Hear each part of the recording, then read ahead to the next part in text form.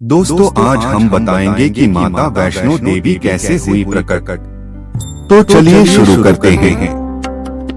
पौराणिक कथा के अनुसार वैष्णो माता का जन्म दक्षिणी भारत में रत्नाकर के घर हुआ था। माता के जन्म से पहले उनके माता पिता निसंतान रहे।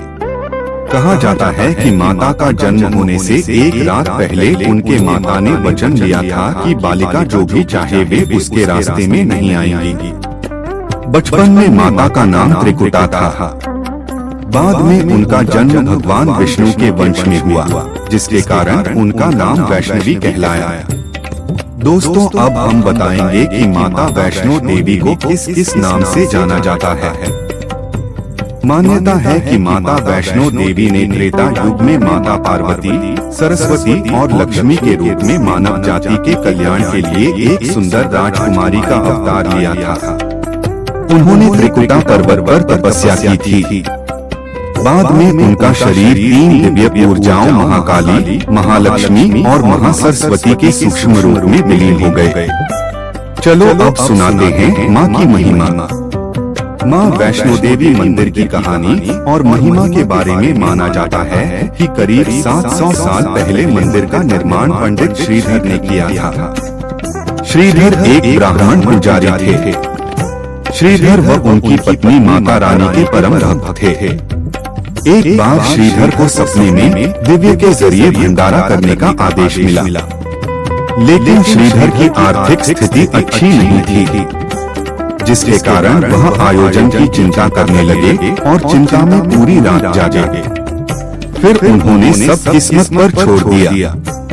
सुबह होने पर लोग वहां प्रसाद ग्रहण करने के लिए आने लगे, जिसके बाद उन्होंने देखा कि वैष्णो देवी के रूप में एक छोटी कन्या उनकी कुटिया में पधारी और उनके साथ भंडारा तैयार किया। गांव वालों ने इस प्रसाद को ग्रहण किया। इस प्रसाद को ग्रहण करने के बाद लोगों को संतुष्टि मिली, लेकिन वहां मौजूद भैरवनाथ को नहीं।